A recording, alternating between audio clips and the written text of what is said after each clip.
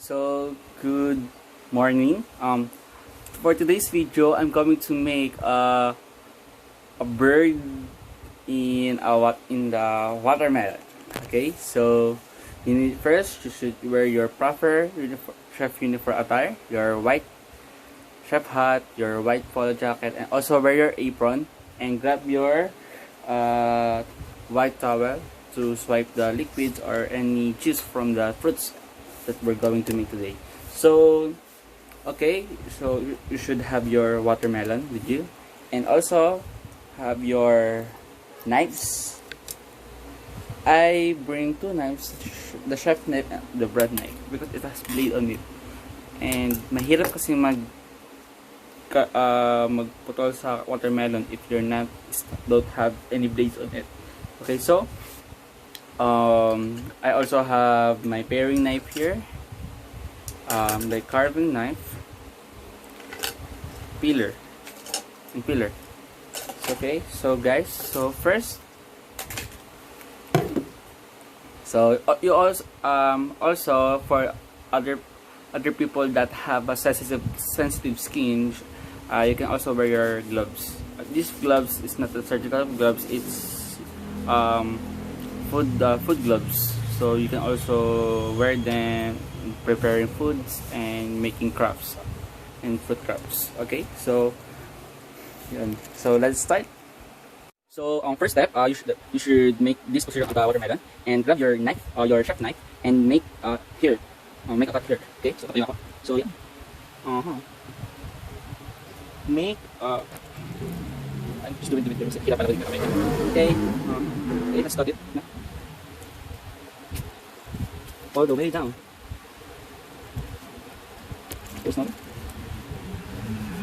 So here. So when you finally cut the watermelon here, so let's slide here like this. So we can make the watermelon stand here. Okay? And set aside this piece of watermelon aside. We gagamitin na siya mamaya. So for now, ito siya ngayon. So make okay, here. It's the center, right? Make a line here. The watermelon. So okay. Okay. So yan. Make cut all the way through, but not to cut the watermelon all throughout, ha? So cut it like yan. Yeah. Then up. Then slice it on the side here. Okay.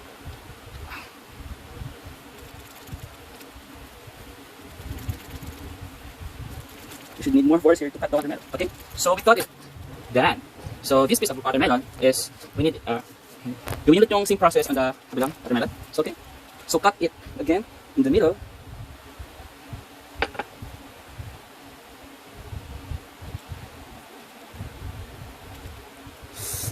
So hard. Okay, okay, nice one. So here, and then get through front. Okay, next the side.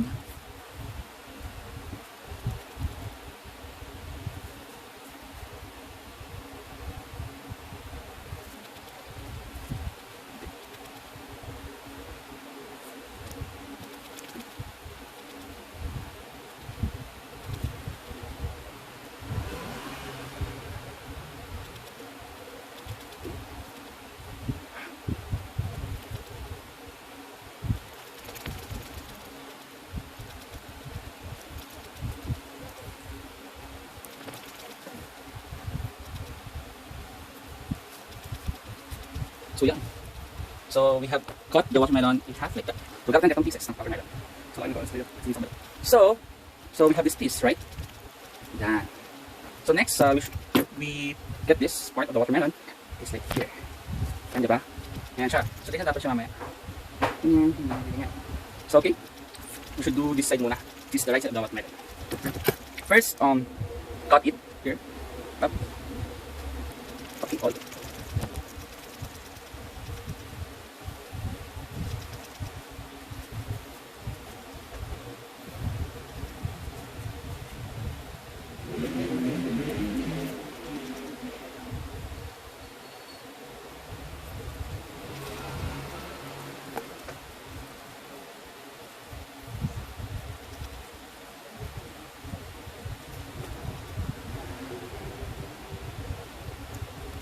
and here, cut it.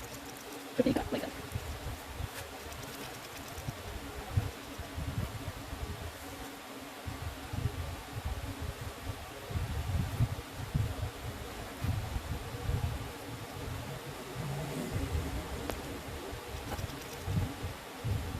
So yun, nakain natin siya. Like this.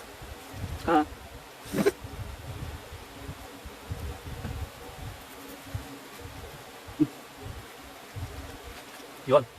So here, so we have this circuit. So here kasi i-carve. Ganyan. Ganyan o. Yan, diba? Ang ganda. Next is sunod natin ang ilaw. Pasan natin pa. So ayun po, ilaw. So yun, diba? This space. We need to cut this more. Here. Okay? Oh, it's juicy. So, you should grab your towel and wipe the juice because watermelon talaga matubig watermelon na. Okay? So yan. So, set aside muna natin ito. Piece ito. Make balik kayo muna sa pesto niya.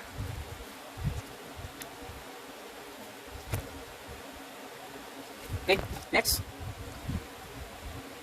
Ngayon natin siya gawin siyang pasla.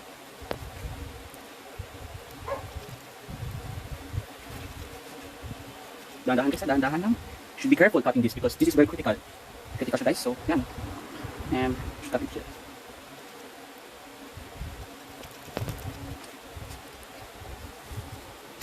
Oops. Be careful guys. Because watermelon is very critical to carve. Right. Done. So okay. Here's side, I should.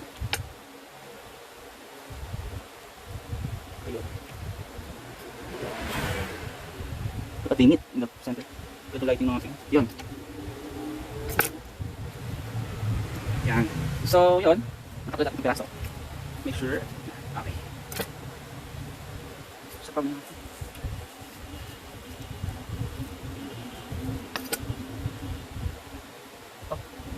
I see. Problem niya. Yun. So here, let's hit here ulit. Ganyan. So ito kasi magiging sibling rings of the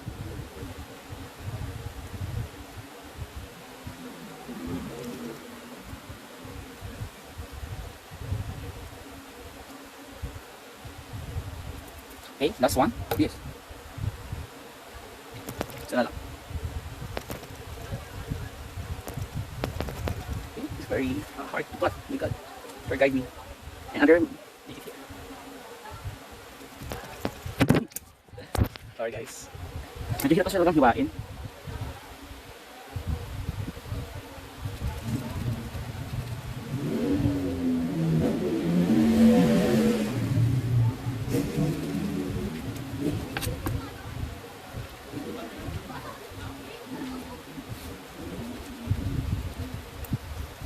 So okay, narito this space is ready. So yan. As of now, this is the progress here. Nagkaka-progress tayo. Last one is here. Last this.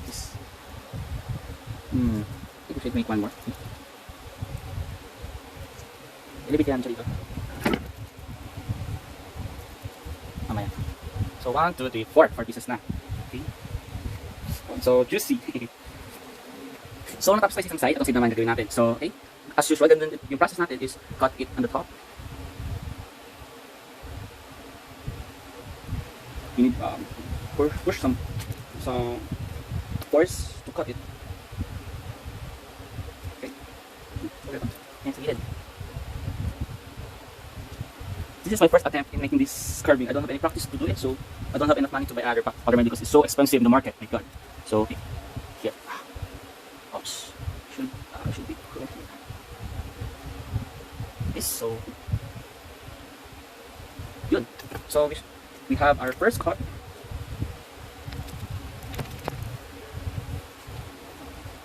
So we have our first cut here. So beautiful. So we place it here again. Next, as usual, and then let's do natin. So we have 1, 2, 3, 4. 1, 2, 3 cuts. So we have 1 cut, 2 more. It's okay. Next cut. Be sure that if you cut the watermelon, you just use your force to cut it down. So hard. Okay. Next cut here in the side. Sorry for that.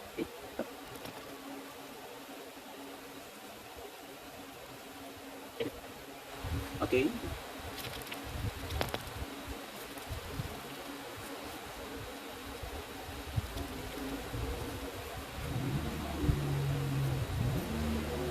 Okay, so we have to successfully cut it. Third one. First cut, second cut, third cut, last cut. Okay. God, so hard to cut. Okay, all over. Cut the about it. And here.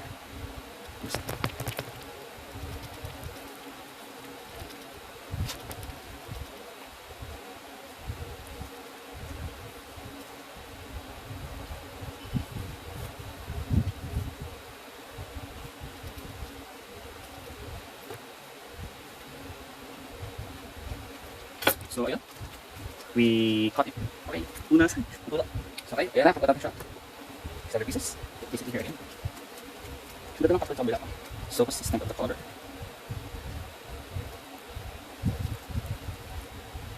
Okay, next is we have already cut the first, second, third, the last layer. Should cut it. So guys, this last piece, we're going to do that.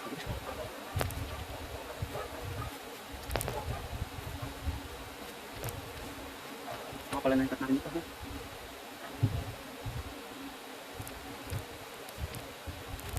Oops, we do.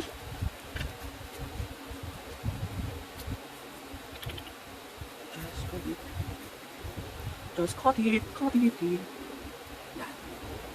Oh, let's just cut it. So yeah. We have our side. Yeah. Place it here again. Yeah. Mas elevated siya sa kabila. It's okay naman.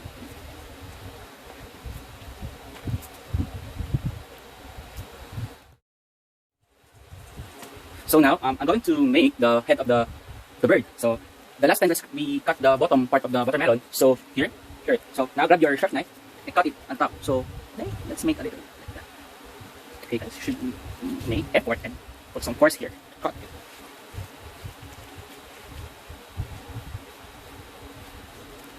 Okay, so yeah. So here, have this. So now, grab your sharp knife. So make an S here in the top.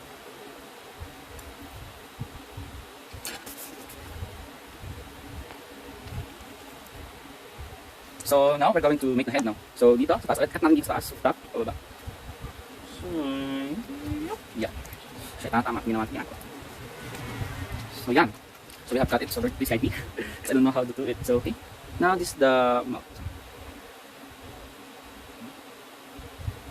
Dito like this. Spare for the mouth, peak of the bird. Okay. So yan. And like, pa-7 dapat siya, 7.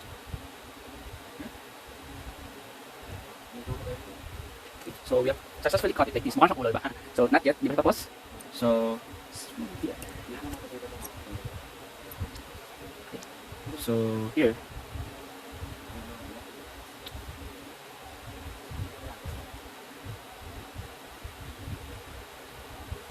So we should make the head of the bird now. So here.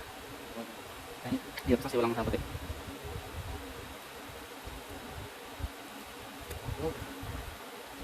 Should make it deeper. Tama lang tingin.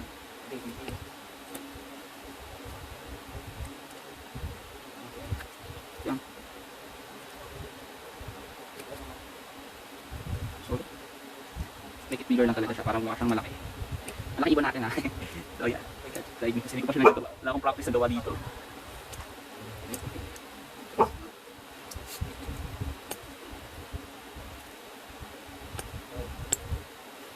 So far so good. So we got ito kasi dito.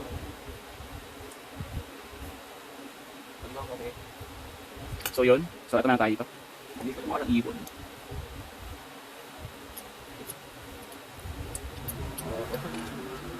So making the head of the bird is so very hard eh. This is very complicated though. Dapat naging maayos to.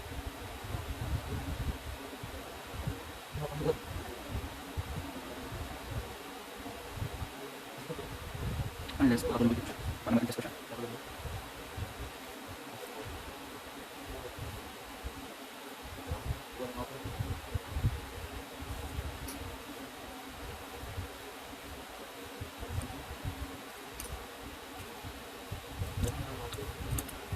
So it's very complicated para sa akin. Gusto ko siya gagawin dito. So yun. So here, cut it na.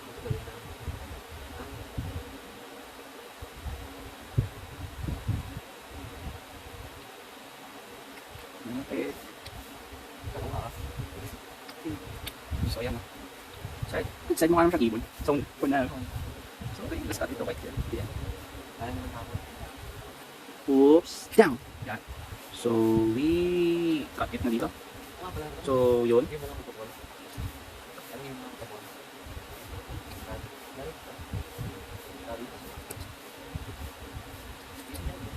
So, ayan. So, mukha naman siyang ibon. So, lagyan natin ito pa circle down here. So, mukha siyang ibon piece. So, ito inside me. So, ayan.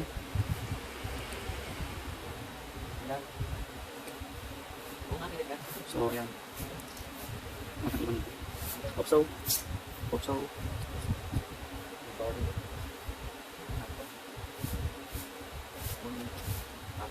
So, ayan. So, nagawa natin siya dito. Yan, mukhang iba ng isip ko siya. Mukhang wala siyang ibon. Ulo ng ibon. My God, thank you Lord. Yan. So, yun. Yan. So, okay. Ano na to siya? Set aside ng makalat. And, kunin ulit natin yung watermelon. So, now, the head of our bird, dito siya mapupunta. So, let's grab our knife here. Let's cut it here.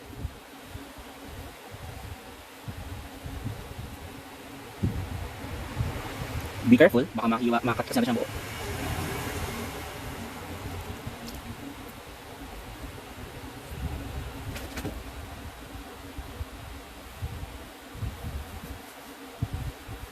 Yeah. Good.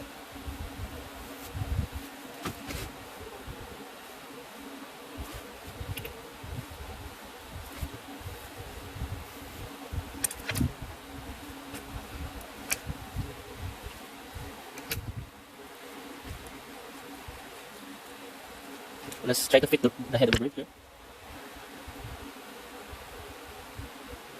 Dapat taas pala, no? Dapat din dapat yung pulo niya. Dapat taas. Pero kasi sa dito, nakalagay ko. Sorry guys, adjust ulit natin siya. Adjustment. Nang mas pag-adjust. Kailangan buhay, kailangan, ay, sorry. Okay lang yan.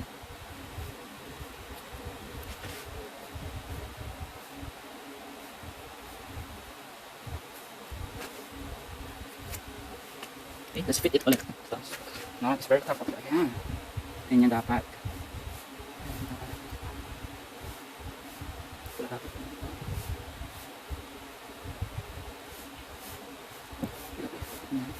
We need a support here inside para hindi tayo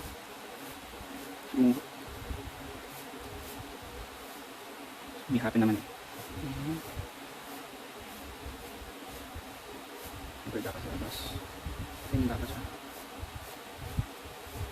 Should fit some here, red. Okay, so while I put in this, I'm just going to fast forward. So guys, here's my final output, and I didn't, later nung ulo dito, natuloy ulo dito sa may watermelon, and I just put whole paminta buo dito sa ang RE1, and here's the final look of my bird. So thank you for watching, and I hope that you enjoy my video. So see you again next time.